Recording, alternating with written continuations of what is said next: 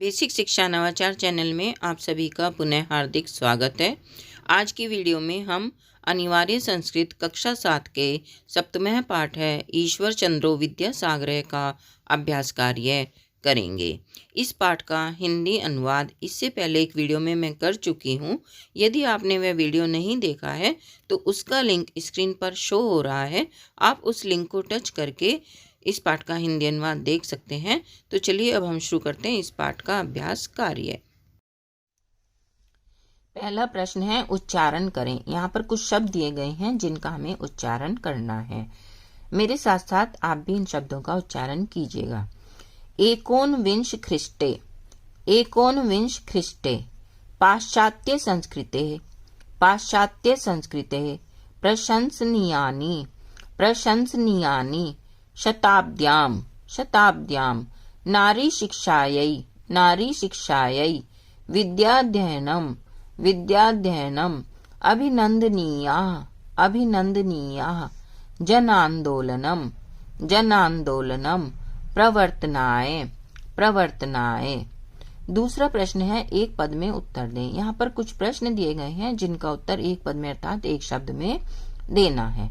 पहला प्रश्न है विद्यासागर कीदृश आसीत्, विद्यासागर कैसे थे। इसका उत्तर है उदार हृदय, विद्यासागर उदार हृदय थे। कह भारिक, भारिक इति उच्चैः शब्दम् अकरोत्, किसने कुली कुली इस प्रकार जोर से आवाज लगाई। धनिक, धनवान व्यक्ति ने। विधवा विवाह प्रवर्तनाय जन आंदोलनम केन कृतम, विधवा विवाह के लिए जन आंदोलन किसके द्वारा किया गया। विद्यासागरेन, विद्यासागर के द्वारा। धनिक युवक कस्य दर्शनाय प्रस्थितवान, यहाँ पर मुश्किल नहीं होना चाहिए युवक। धनवान युवक किसके दर्शन के लिए प्रस्तुत हुआ। ईश्वर चंद्रस्य, इसका उत्तर होगा ईश्वर चंद्रस्य। धनवान युवक ईश्वर चंद्र के दर्शन के लिए उपस्थित हुआ। अगला प्रश्न है इस पाठ का सारांश हिंदी में लिखिए। इस पाठ का सारांश हिंदी में लिखना है। इस पाठ का हिंदी अनुवाद इससे पहले की एक वीडियो में मैं कर चुकी हूँ। आशा है आपने वह वीडियो देख लिया होगा। उस वीडियो को देखकर आप इस पाठ का हिंदी में सारांश लिख सकते हैं।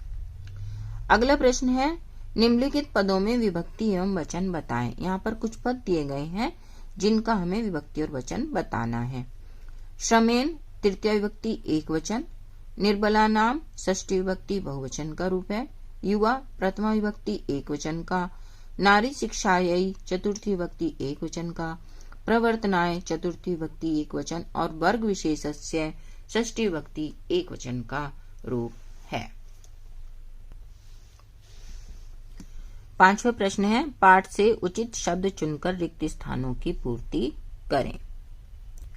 सह मेहता श्रमेन विद्याध्ययनम अकरोत्, सह विद्यासागरं कदापि नापश्यत्, माम विद्यासागरस्य गृहं प्राप्य सर्वे संस्कृतं पठन्तु, स्वीयं कार्यं स्वयं एव कुरु। अगला प्रश्न है निम्नलिखित वाक्यों का संस्कृत में अनुवाद करें। यहाँ पर कुछ वाक्य दिए गए हैं हिंदी में जिनका हमें संस्कृत में अनुवाद करना है। अगला प्रश्न है निम्नलिखित वाक्यों का संस्कृत में अनुवाद करें। यहाँ पर हिंदी में कुछ वाक्य दिए गए हैं जिनका हमें संस्कृत में अनुवाद करना है। पहला वाक्य है वे उच्च कोटि के विद्वान थे। इसका संस्कृत में अनुवाद होगा सह उच्च कोटि विद्वान आसीत्। दूसरा वाक्य है उनका व्यवहार सरल था, तस्य व्यवहार सरल आसीत्। अपना काम स्वयं करना चाहिए, स्वीयं कार्यं स्वयं कुर्यात्। विद्यासागर उनका बोझ लेकर घर गए, विद्यासागरः तस्य भारं नीत्वा गृहम् अगच्छत्। विद्यासागर बंग प्रांत के समाज सुधारक थे, विद्यासागरः बंग प्रांतस्य समाज संस्कारकः आसीत्। संस्कृत किसी वर्ग विशेष की भाषा नहीं है, संस्कृतम कस्यचित् वर्ग विशेषस्य भाषा नास्ति। अगला प्रश्न है खंड क को खंड ख से जोड़कर वाक्य पूर्ण करें। इस प्रश्न को मैंने यहाँ पर किया है। ये देखिए व्यवहारे अतीव सरल आसीत्, तस्य भारं वोढुं कोऽपि भारिकः न आगतः। धनिकः अवदत् इमां पेटिकां नय सर्वे संस्कृतं पठन्तु। युवकः भृशं लज्जितः विस्मितः च अभवत्। तस्य पादयोः अपतत्। इस प्रकार से इस पाठ का अभ्यास कार्य पूर्ण होता है।